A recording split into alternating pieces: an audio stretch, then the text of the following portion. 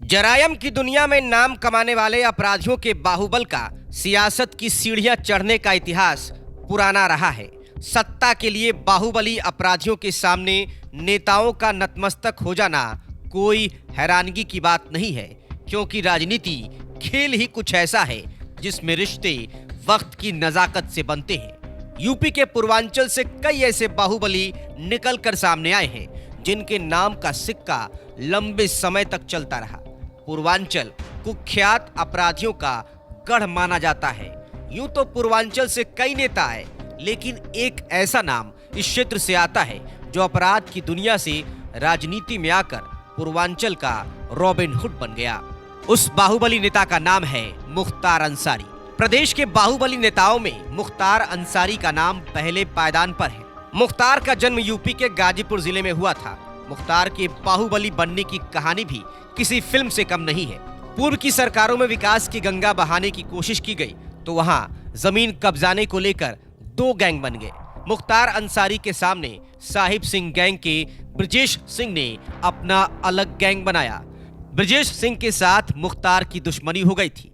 छात्र राजनीति के बाद जमीनी कारोबार और ठेकों की वजह से वो अपराध की दुनिया में कदम रख चुके थे। पूर्वांचल के मऊ, गाजीपुर, वाराणसी और जौनपुर में उनके नाम का सिक्का चलने लगा था। 2002 तक दोनों गैंग ही पूर्वांचल के सबसे बड़े गिरोह बन गए। एक दिन ब्रजेश सिंह ने मुख्तार अंसारी के काफिले पर हमला कराया, वहीं गोलीबारी हुई। हमले में मुख्तार के 3 लोग मारे गए। ब्रजेश सिंह इस हमले में घायल हो गया था। उसके मारे जाने की अफवाह थी। इस घटना के बाद बाहुबली मुख्तार अंसारी पूर्वांचल में अकेले गैंग लीडर बनकर उभरे। लाइट मशीन गन केस में नाम आने के बाद मुख्तार अंसारी साल 2004 में हाईलाइट हो गए थे। इसी के ठीक 1 साल बाद साल 2005 में वो वारदात हुई जिसने मुख्तार अंसारी को खौफ का दूसरा नाम बनाया। दरअसल यूपी की मोहम्मदाबाद विधानसभा सीट पर मुख्तार अंसारी और उनके भाई अफजाल अंसारी का प्रभाव माना जाता था। 1985 से लगातार ये सीट अंसारी परिवार के कब्जे में ही रहा, लेकिन 2002 में बीजेपी के उम्मीदवार कृष्णानंद राय ने अफजाल अंसारी को हराकर उस सीट पर जीत हासिल की थी। तभी से कृष्णानंद राय दबंग विधायक मुख्तार अंसारी के निशाने पर आ गए थे।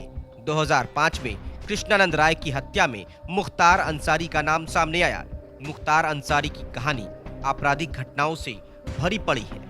माना जाता है कि उसी के बल पर मुख्तार ने सियासत में ताकतवर मुकाम हासिल किया। मुख्तार अंसारी 1996 में बीएसपी के टिकट पर पहली बार चुनाव जीतकर विधानसभा पहुंचे। इसके बाद मुख्तार अंसारी ने साल 2002, 2007, 2012 और फिर 2017 में भी मऊ से जीत हासिल की। इनमें से आखिरी 3 चुनाव मुख्तार अंसारी ने अलग अलग जेलों में बंद रहते हुए लड़े और जीते। मुख्तार और उसके भाई अफजल ने साल 2007 में बहुजन समाज पार्टी का दामन थामा। उस वक्त मायावती ने मुख्तार को गरीबों का मसीहा तक कहा था। साल 2009 का लोकसभा चुनाव मुख्तार ने वाराणसी से लड़ा था, वो भी जेल में रहते हुए, लेकिन बीजेपी के मुरली मनोहर जोशी से मुख्तार को शिकस्त हासिल हुई। साल 2010 में बीएसपी ने दोनों अंसारी बंधुओं को पार्टी से निकाल दिया। बीएसपी से निकाले जाने के बाद तीनों अंसारी बंधुओं मुख्तार, अफजल और सिबकातिल्ला ने अपनी खुद की पार्टी कौमी एकता दल बनाया। इससे पहले मुख्तार ने हिंदू मुस्लिम एकता पार्टी बनाई थी, जिसका कौमी एकता दल में विलय हो गया। साल 2012 में संगठित अपराध का संगठन का सदस्य होने को लेकर मुख्तार पर मकोका लगाया गया। साल 2014 का लोकसभा चुनाव मुख्तार ने पीएम मोदी के खिलाफ वाराणसी से लड़ा, लेकिन पराजय झेलनी पड़ी। साल 2016 को मुख्तार ने 2017 के विधानसभा चुनाव से पहले दोबारा बीएसपी का दामन थामा। साल 2017 में कौमी एकता दल का बीएसपी में विलय हो गया। मुख्तार अंसारी ने बतौर बीएसपी उम्मीदवार मऊ विधानसभा सीट से जीत हासिल की। अंसारी ने उस वक्त की बीजेपी सहयोगी रही सुहेलदेव भारतीय समाज पार्टी के महेंद्र राजभर को मात दी थी। रिपोर्ट न्यूज़ चौक।